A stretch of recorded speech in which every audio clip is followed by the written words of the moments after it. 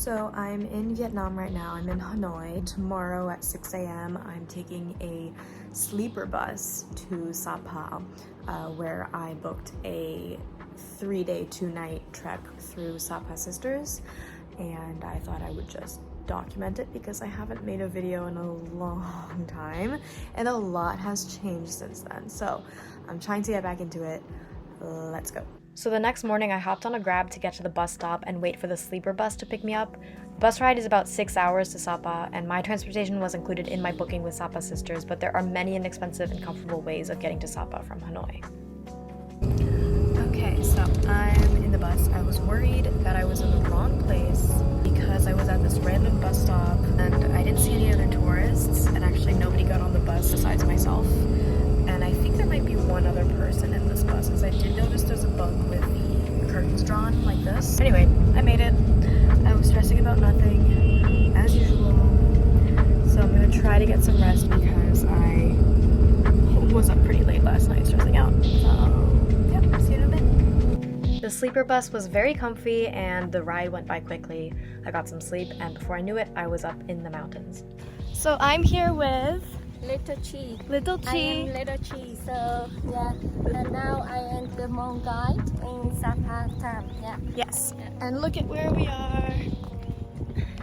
So beautiful. What's your name? Nice view. Little Chi was my guide over the next 3 days. She took me along the less popular paths so that we wouldn't run into as many tourists. She told me about her life and I told her about mine. We were the same age but had lived very different lives. She was married with 3 kids, knew these mountains by heart, and even led treks during her pregnancies. As I took in the scenery and as we talked about our respective lives, I told Chi about the mixed emotions I was feeling. One of my best friends had suddenly passed away only a few days before I left for Vietnam. Her memorial service took place the day I got on the plane. Chi and I talked about loss, grief, and friendship as we connected on what we had in common despite our differences. It was healing, and so was the food. I slept at Chi's home for the night. She has a large house with a top floor room where she can sleep many guests.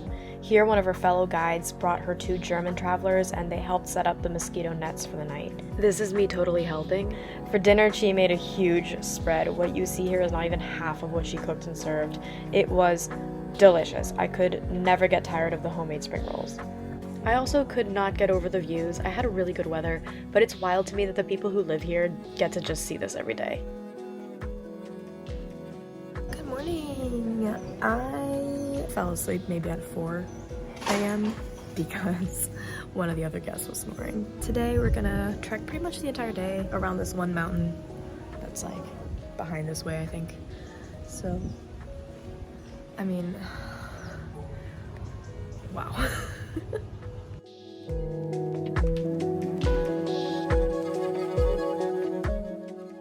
Okay, so this is our second day. Hello. Yeah, today we do this mountain. This mountain is called Lao Chai Village Mountain. Lao Chai Village Mountain. Yeah. Here we go. As we trekked, I learned more and more about Little Chi. She told me she was kidnapped into marriage, which is a common practice in Hmong culture.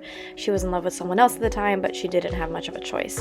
And her now husband comes from a neighboring village and speaks a completely different language. She had kids a lot earlier than she would have liked, so she never went to school and never learned to read or write. And I'm not sharing this to take away her agency, but rather to emphasize it. She works really hard and she's the breadwinner of her household. She wants her youngest child, her daughter, to get an education and become an independent woman. If she wants to get married, Chi wants her to marry for love. Okay, so I kind of cheated and we asked Chi's husband to come get us on the motorbike because I was just feeling like maybe my body was not going to be happy with me if I did this hike, especially because I didn't get a lot of sleep and I had a headache yesterday.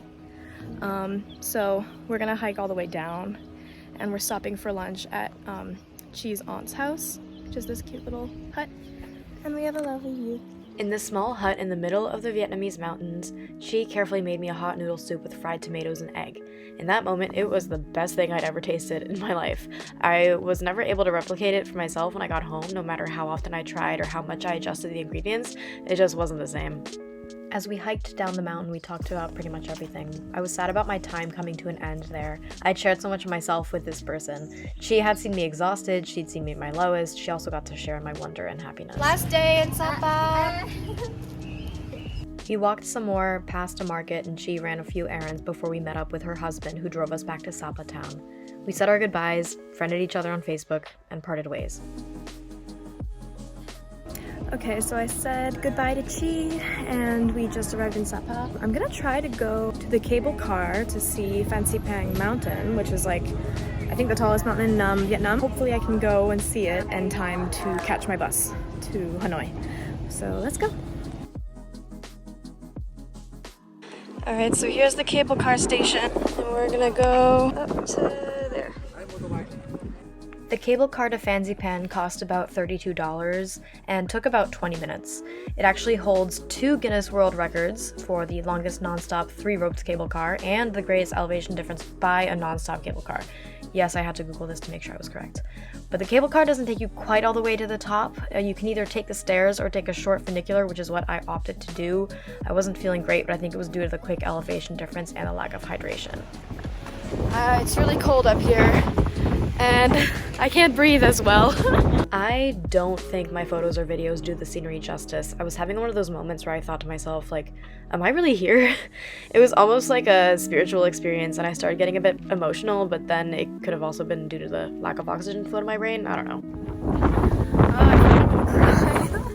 So Fansipan Mountain has an elevation of 3,143 meters, and the summit is home to a bunch of Buddhist shrines, temples, and even a monastery.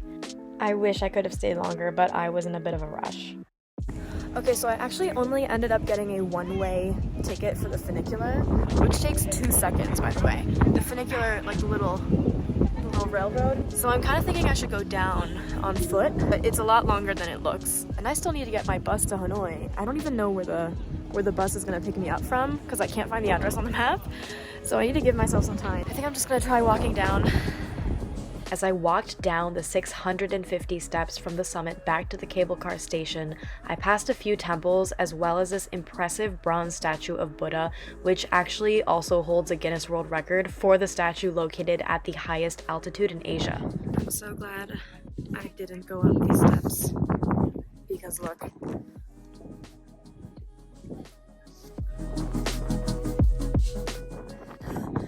I think I made the right choice. I had a pretty bad headache this entire time, and if I hadn't been in a rush, I definitely would have stayed longer, but I had to catch my bus.